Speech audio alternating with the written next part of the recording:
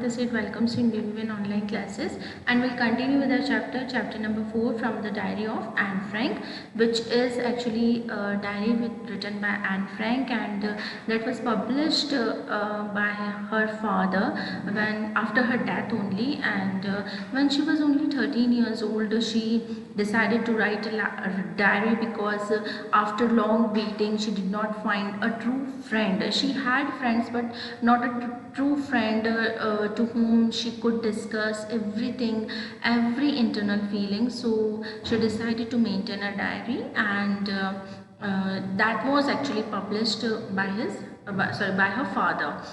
So let's continue the chapter. To enhance the image of this long-awaited friend in my imagination. So मतलब अपनी imagination में enhance मतलब क्या होता है, increase करना. तो काफ़ी टाइम तक जिस फ्रेंड को वो ढूंढती रही, ट्रू फ्रेंड को, जब उन्हें नहीं मिली तो अपनी इमेजिनेशन में उन्होंने उनको ढाल लिया था कि मेरा ट्रू फ्रेंड ऐसा होगा, मैं ऐसी बातें शेयर करूँगी. सो उन्होंने क्या करा कि डायरी को ही अपना फ्रेंड बनाने का डिसीजन लिया.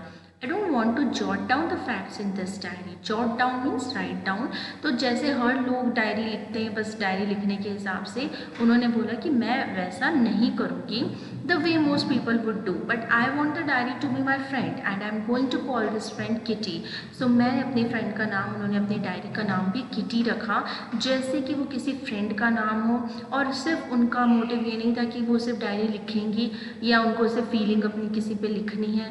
नहीं, उनको सिर्फ ये था कि अगर मेरा कोई फ्रेंड नहीं तो डायरी मेरी फ्रेंड है, और उनको ट्रीट करती थी एज अ फ्रेंड, और उसे सारी अपनी फीलिंग्स जो थी शेयर करती थी, लिखती थी.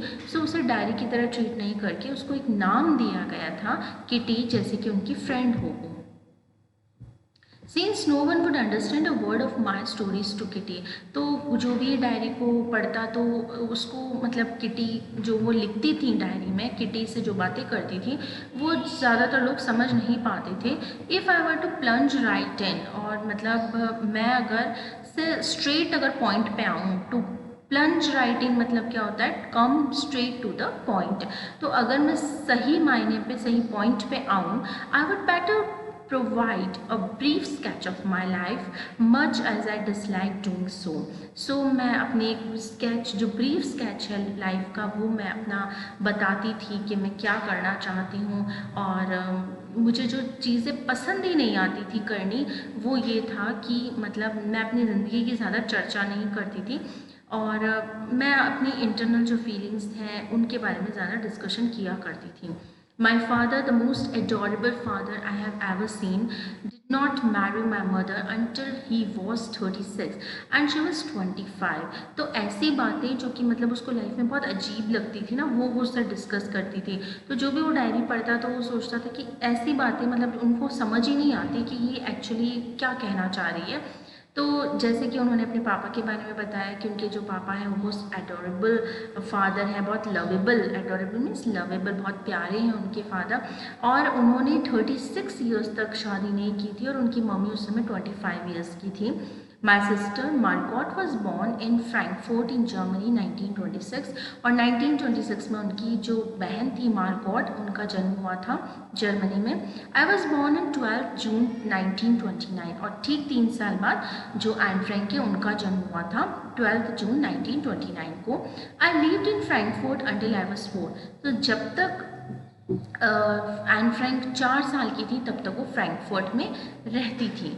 My father immigrated to Holland in 1933, और उनके जो पापा हैं वो हॉलैंड चले गए थे 1933 में. My mother Edith Hollander Frank, अब उनकी मदर का क्या नाम है, Edith Hollander Frank, went with him to Holland in September while Margot and I were sent to Aachen to stay with our grandmother. So उनकी जो मदर है वो भी उनके साथ में बाद में सितंबर में चली गई थी उनके पापा के पास हॉलैंड में, और वो एन फ्रैंक और उनकी जो बहन है मार्गॉट, वो एक्चन में एक उनकी जो दादी माँ रहती हैं वहाँ पर उन दोनों को छोड़ दिया गया था. Margot went to Holland in December, और फिर मार्गॉट दिसंबर में हॉलैंड चली गई थी. And I followed in February when I was plunked down on the table as the birthday present for Margot. So actually क्या हुआ था कि उनकी जो बहन थी, उनका बर्थडे था और मतलब वापस उनको फरवरी में लाया गया था। एक्चुअली उन्होंने क्या करा, प्लंक्ड डाउन मतलब होता है something that we can put in a very casual है, मतलब धम से किसी चीज़ को पटक देना है ना, किसी चीज़ को फेंक देना। तो मतलब उनकी जो बहन थी ना, उन्होंने उनको टेबल से मतलब गिरा दिया था, ठीक है।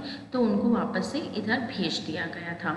आई started right away at Montessori nursery school, और उसके बाद में फिर उन्होंने नर्सरी स्कूल में पढ़ना स्टार्ट कर दिया। देयर अंटिल आई वाज 6, और वहाँ पर वो 6 साल की हुई तब तक वो वहीं रही। Eight which time I started in the first form, और फिर 6 साल में वो फर्स्ट फॉर्म यानी फर्स्ट क्लास में आ चुकी थी। In the 6th form my teacher was Mrs cuprous the head mistress. अब उनकी जो 6th क्लास में जो उनकी टीचर थी, हेड मिस्ट्रेस जो थी, वो थी Mrs cuprous. At the end of the year, we were both in tears as we said a heartbreaking farewell. So 6th के बाद उनको नेक्स्ट किसी और स्कूल में जाना था, तो मतलब एंड हो चुका था उनका वहाँ पे स्कूल, 6 तक ही था। तो जब उनको फेयरवेल दी गई तो मिसेस क्यूप्रेस और एन फ्रैंक जो थी, वो बहुत ज़्यादा सेपरेशन के कारण एक दूसरे को से मतलब सेपरेट होने के कारण वो रोने लग गई। In the summer of 1941 grandma fell ill, और क्योंकि अब एन फ्रैंक कहाँ आ चुकी थी, मतलब जब वो गई थी दिसंबर में अपने पापा के पास, उसके बाद उनकी बहन ने उन्हें गिरा दिया था। तो फैब में वापस उनके पापा ने उनको कहाँ भेज दिया था, हॉलैंड से जर्मनी भेज दिया था उनकी ग्रैंड माँ के पास, एक्चिन में, ठीक है, वहाँ भेज दिया गया था। अब वो 6th क्लास तक अपनी ग्रैंड माँ के पास ही पढ़ी थी एन फ्रैंक, लेकिन 1941 में ग्रैंड माँ की तबीयत उनकी ख़राब होने लग गई and had to have an operation, और उनका ऑपरेशन करवाना बहुत ज़रूरी था। So my birthday passed with little celebration, तो उनका जो बर्थडे था उसमें उनका ज़्यादा अच्छा सेलिब्रेशन नहीं किया गया था। ग्रैंड माँ डाइड इन जनवरी 1942, और 1 साल बाद ग्रैंड माँ की डेथ हो गई थी। No one knows how often I think of her and still love her, तो कोई ये सोच भी नहीं सकता कि एन फ्रैंक अपनी ग्रैंड माँ से कितना प्यार करती हैं और कितना उन्हें मिस करती हैं। This birthday celebration in 1942 was intended to make up for the other, and grandma's candle was lit along with the rest. So ये जो बर्थडे सेलिब्रेशन था वो शायद किसी और दिन के साथ मनाया जाना था, यानी कि उनके जो ग्रैंडमा की जो डेथ हो गई थी उसके कारण वहाँ की उनकी जो रेस्ट ऑफ पीस के लिए जो कैंडल जलाए जाते हैं, तो नेक्स्ट बर्थडे जो उसका मना वो ग्रैंडमा की डेथ के हिसाब से मना, मतलब उनकी भी डेथ हो चुकी थी, तो उसका सेलिब्रेशन फिर भी नहीं हुआ। और एक और कैंडल जलाई गई, वो थी उसकी ग्रैंड माँ के डेथ की। The 4 of us are still doing well. अब ये चारों जने हो गए, ऑब्वियसली जो एन फ्रैंक है वो कहाँ चली गई, अपने मम्मी पापा के पास चली गई।